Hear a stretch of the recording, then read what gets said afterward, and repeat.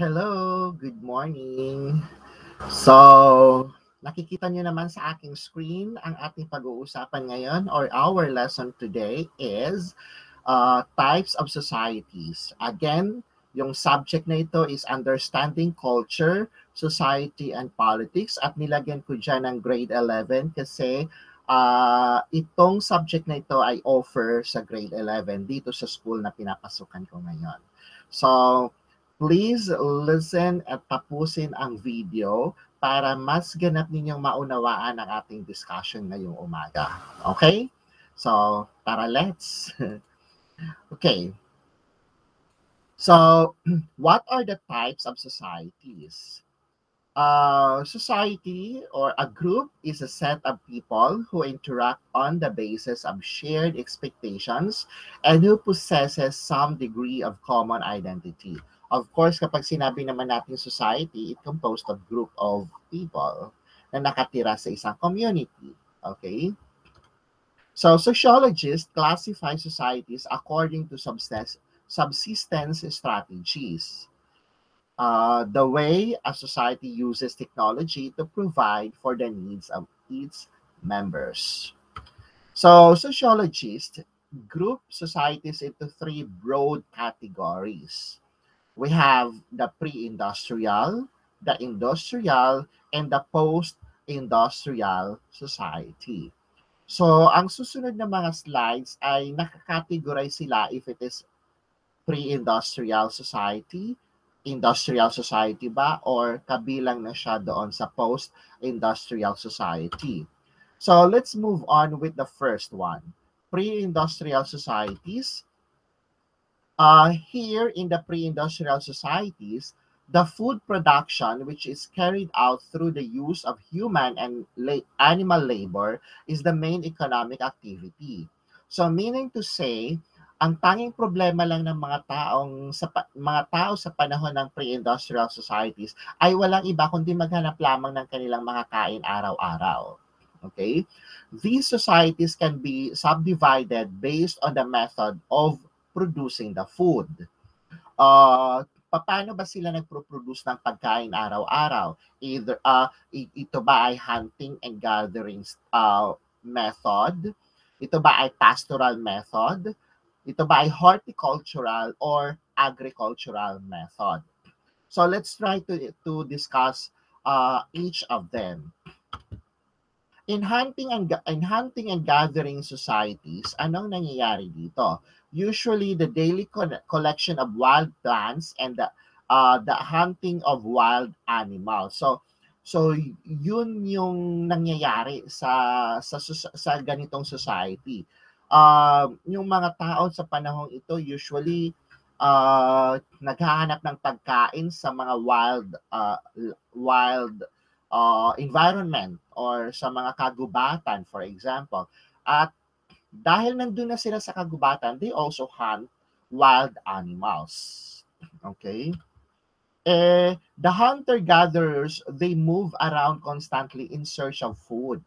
Kaya nga itong mga taong to ay tinuturing na mga nomadic people. Ibig sabihin, wala silang permanenteng tirahan, kundi palaboy-laboy sila sa kagubatan para maghanap ng pagkain. Usually, isinasama nila ang kanilang pamilya kasi kung saan sila abutan ng gabi, doon sila matutulog. Then, maglalakad din naman sila sa panibagong araw para maghanap din ng pagkain. Such societies generally consist of less than 60 people. So, itong uri ng society, usually hindi ito ganong karaming tao. Okay? Less than 60 people. Statuses within the group are relatively equal, and decisions are reached through general agreement. So wala sa kanilang mayaman, wala sila sa kanilang mahirap. They are all equal. At ang kanilang decision making ay pagbobotohan ng bawat isang miyembro. Let's say 40 people sila doon. Ang kanilang decision ay kailangan mag-agree lahat ng 40 people or at least majority of them. So the family is the main social unit. with most societal members being related by birth or marriage, of course. And this type of organization requires the family to carry out social functions, like, for example, education. So now let's move on to the next society naman, which is Pastoral Society. Here, in pastoral societies are a slightly more efficient form of subsistence. Rather than searching for food on a daily basis, members rely on domesticated animals to meet their food needs. So, from the word pastoral, ibig sabihin, uh, instead na maghanap sila ng pagkain araw-araw, ang ginagawa nila, nagdo-domesticate sila ng mga animals. Let's say, for example, manok, baboy, or kung ano man ang pwede nilang alagaang hayop for future use, that someday magiging source of food nila itong mga hayop na kanilang inalagaan. Okay?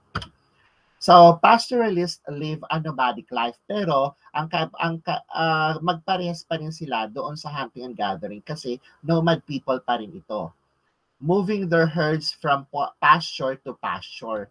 Kahit nomadic sila, isinasama pa rin nila sa kanilang paglalakbay sa kagubatan or kung saan man sila nandun ang kanilang mga inaalagaang hayop.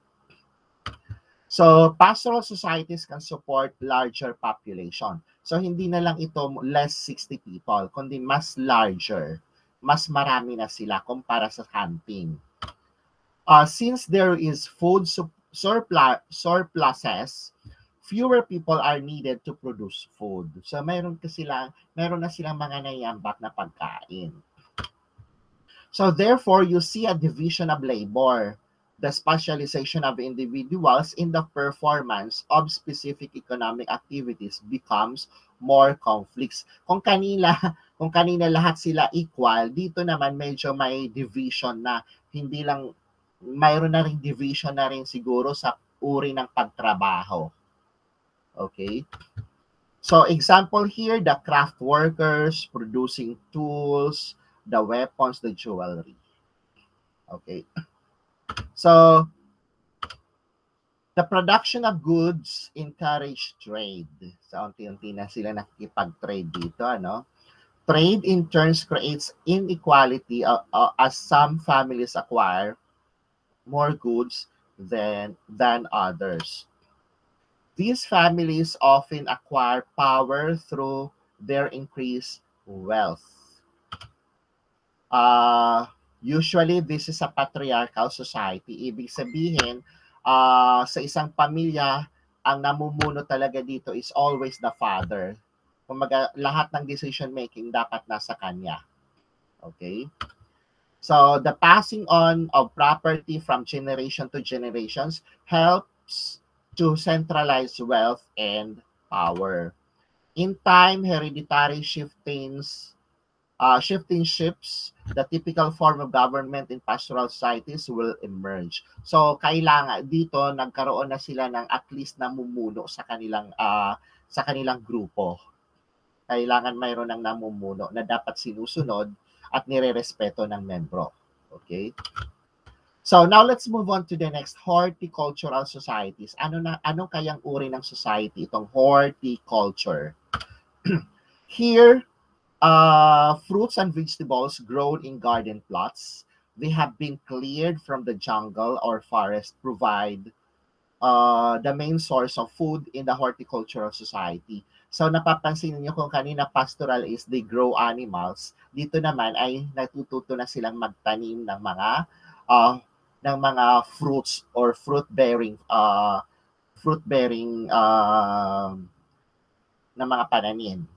Okay? So, culturalists use human labor and simple tools to cultivate land for one or more seasons. Okay? So, this allows them to build permanent or semi-permanent villages. Dahil natuto na nga silang magtanim, syempre ang pananim ay hindi naman agad-agad yung naaani in just one day or 1 week. So, dito natuto na silang magstay, hindi na sila naging nomad. natuto na silang magstay probably sa gilid ng malaking ilog, 'di ba? Or sa paanan ng bundok. So, natuto na silang magstay doon. Hindi na sila nomadic or hindi na sila mga nomad people. This size of the village depends on the land available for farming. Okay? So, natuto na silang magsaka. Nagsasaka na sila, nag-cultivate na sila ng land dito sa horticulture. So, specialized roles that are part of horticultural life include those craftspeople, the shamans or the religious leaders, and traders. Bakit nagsimula na silang dito kasi nagtatanim na sila, nagsimula na silang mag-alay, maniwala sa mga anito, nagsimula na silang magkaroon ng experience ng mga kababalaghan. So, sino ang namamagitan doon? The shamans. Kumbaga sa layman's term natin ngayon, sila yung parang pari or mga pastor. Okay? So, yun. So, as with pastoral societies, surplus in food lead to inequalities in wealth and power. So, parang katulad na rin sila ng pastoral. Dahil halimbawa yung pamilya mo ay mas sagana ang pananim, so meaning to say magiging unti-unti na rin silang aangat kaysa sa mga pamilya na medyo hindi siniswerte sa pagtatanim. So nagkakaroon na ng inequality of power and wealth sa panahon ng horticultural societies. Economic and political systems may be stronger here because of the more settled nature of horticultural society. Siyempre, may permanente na silang village or lugar na tinitirhan, kaya mas stable na yung politics and of course, economics. Okay? So now let's move on to agricultural societies. Ano naman kaya itong uri ano kayang pagkakaiba nito sa horticulture? Kasi pinag-usapan na natin yung tungkol sa pagtatanim, sa farming. Bakit may agricultural societies? Alamin natin. So, in an agricultural society, animals are used to plow to till the field. This technological innovation allows agriculturists to plant more crops than is possible when only human labor is used. Kung mapapansin natin kasi sa horticultural, hindi pa nila tinuruan yung mga hayop na tumulong sa pagsasaka. So, ibig sabihin sa horticultural, manual labor, tao ang gumagawa sa pagsasaka. Pero sa panahon ng agricultural societies, na-discover nila na ang hayop ay pwede palang tumulong sa pagsasaka. Like for example, yung kalabaw, di ba? Pwedeng gawin tumulong sa pag-aararo or sa pag-cultivate ng lupa para mapadali ang paggawa, di ba? Irrigation is also used to yield more crops. Kung mapapansin niyo sa agriculture, mas developed sila kumpara sa horticulture. Dito nagkaroon na ng irrigation. So higher crop yields allows agricultural societies to support very large population. Okay? So, tingnan niyo, napapansin niyo, parami na yung mga tao na miyembro sa bawat society. And this, again, leads to specialization. But the population size will create cities of these groups. Dahil marami na nga ang ang miyembro, eventually magkakaroon na ito ng syudad, ng town, 'di ba, ng municipality. 'Di ba? So, napapansin niyo mula sa kanina, sa pastoral, sa ano nga ulit yung kanina, nakalimutan ko na, pasensya na. Yung pinakauna natin, hunting and gathering ba yon? Mula sa hunting and gathering, papunta sa agricultural, parang nagkakaroon ng evolution or progress ang society. So, I hope ganun din ang napansin ninyo habang dinidiscuss natin ito. Now, tapos na natin ang agricultural. So now let's move on to, okay, hindi pa. So agricultural pa rin tayo. As the number of societies increase, the power often becomes concentrated in the hands of the single individual. Ayun, eventually nagkaroon na ng pinuno talaga. Nagkaroon na ng presidente, ng mayor, 'di ba, ng governor, 'di ba? This power is passed on from generation to generation and usually results in hereditary monarchy. Pansinin nyo, medyo kung ang kamag-anak mo ay governor ngayon, maaaring ang sumunod na komandidato ay may asawa, mga anak, or kapatid ng governor. So, nagkakaroon na ng hereditary, di ba? So, yon. Separation between church and government. Nagkaroon na ng separation. Leaders of agriculture societies build power for armies to build protection from outside attacks. So, nagkaroon na kasi ng mga invasion. With the increase of population, crops and specialization, especially trade, are no longer exist. Okay? So, nag-barter the exchange of goods and services to facilitate a trade. So, nagkaroon na ng barter. Okay? In place of bartering, they use money as the medium of exchange. Pero sa barter, hindi lang money ang medium of exchange. Pwedeng goods to goods or services to services. Okay? In place, many develop a writing system to assist government, landowners, and traders in keeping records. Okay, unti-unti nang na-discover yung writing system, no? Most people belong to one or two groups, the landowners or the peasants. The small group of landowners controls the wealth and power. Of course, sila yung mga may malalawak na lupain. The large peasant groups provides the labor on which the landowner's wealth and powers depend. So yung mga trabahador, nagtatrabaho sa mga landowners at ang landowners ay nagpapasweldo sa mga trabahador, sa mga peasants. So now let's move on to industrial societies, yung pangalawang society na to.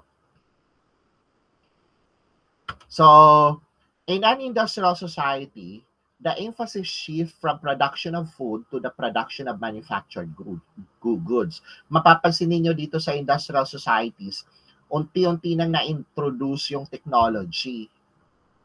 Okay? So, nagkaroon na ng mga manufactured products. This shift is made possible by changes in the production method. Oo, nagkaroon na kasi ng technology dito. The bulk of production is carried out through the use of machines. Na-introduce na kasi ang machine.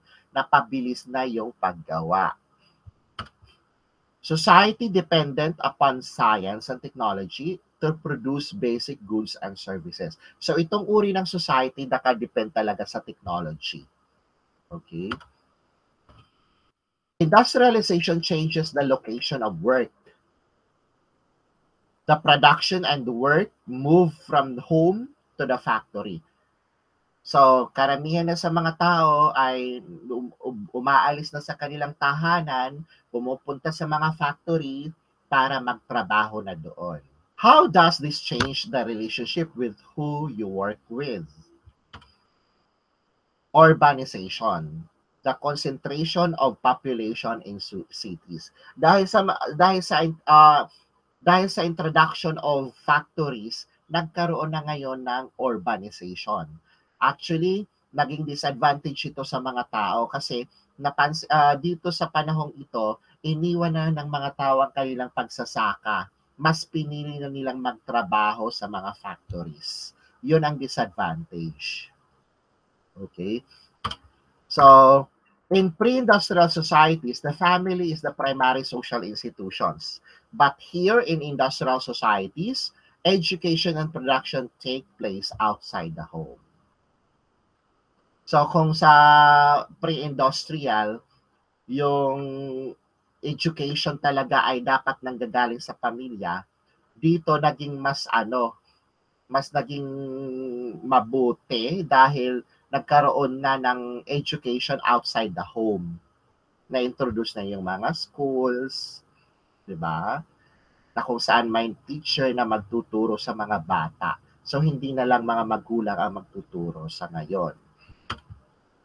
The role of religion changes also in industrial societies where scientific ideas often challenge religious belief. Kung mapapansin ninyo, parang mayroon ng mga taong hindi naniniwala sa relihiyon and they believe more on scientific explanation rather than religious explanation. So one positive effect is that it brings people more freedom to compete for social position.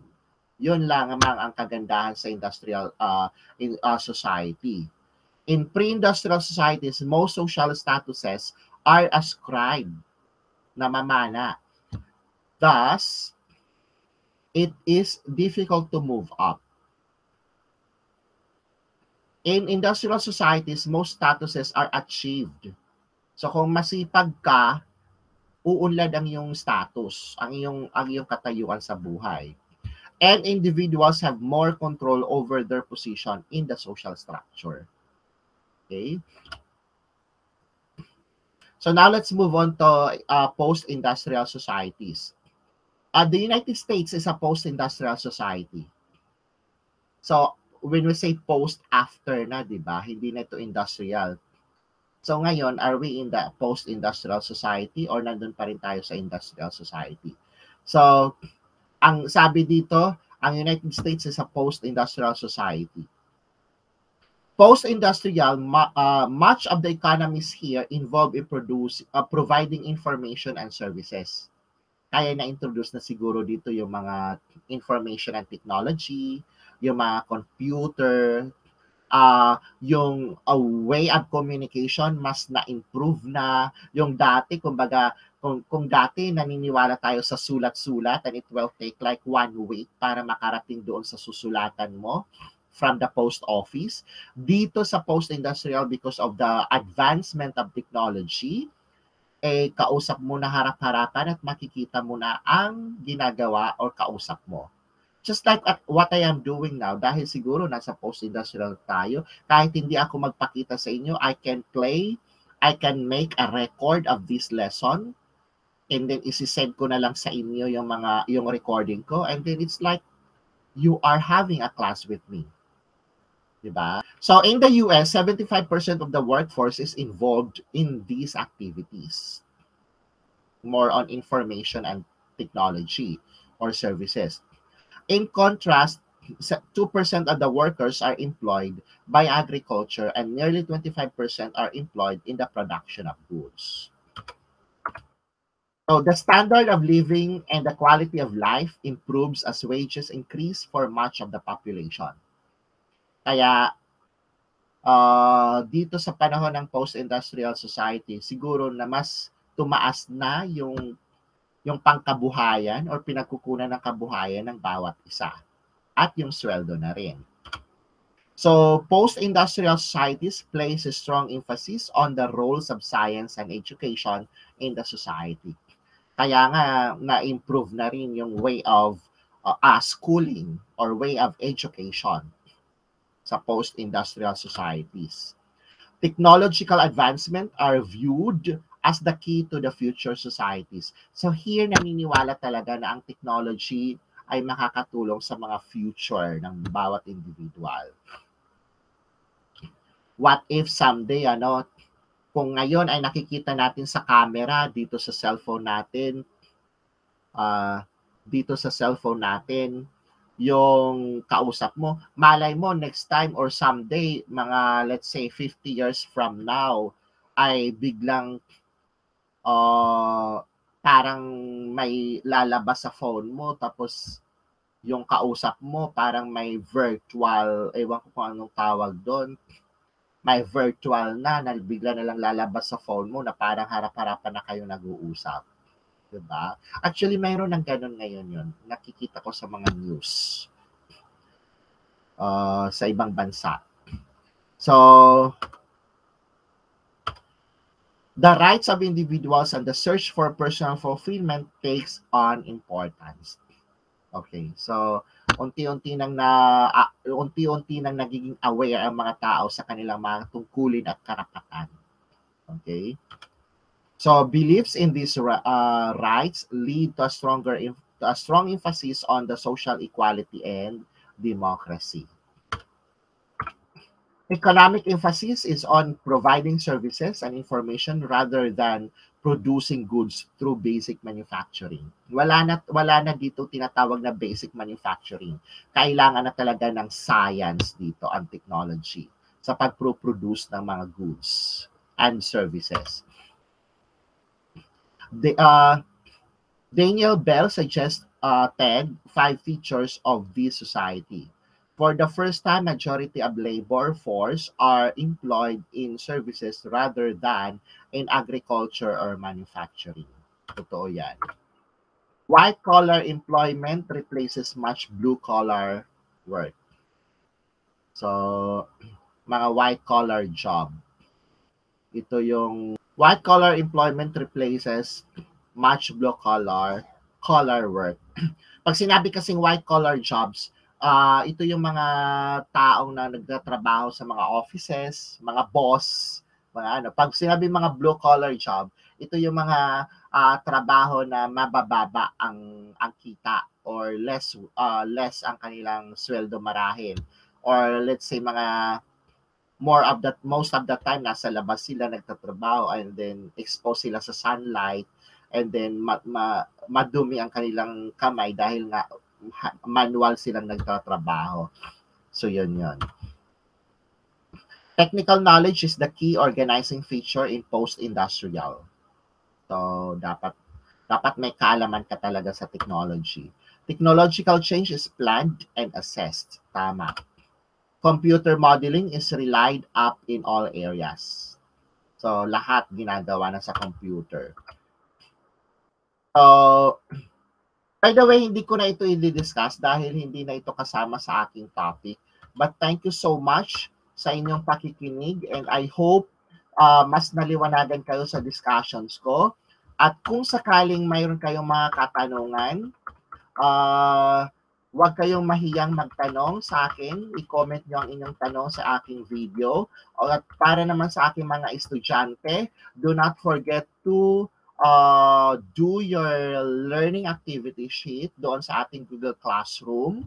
And also, if you have questions and clarifications regarding the lesson, do not forget to PM me or doon sa GC natin magtanong kayo. Mababasa ko naman yon. Okay, so once again, thank you so much. That would be all. And keep safe, everyone. Wag muna tayong labas sa ating pamamahay or sa ating bahay kasi lalong tumataas ang kaso ngayon ng COVID dito sa NCR. Okay?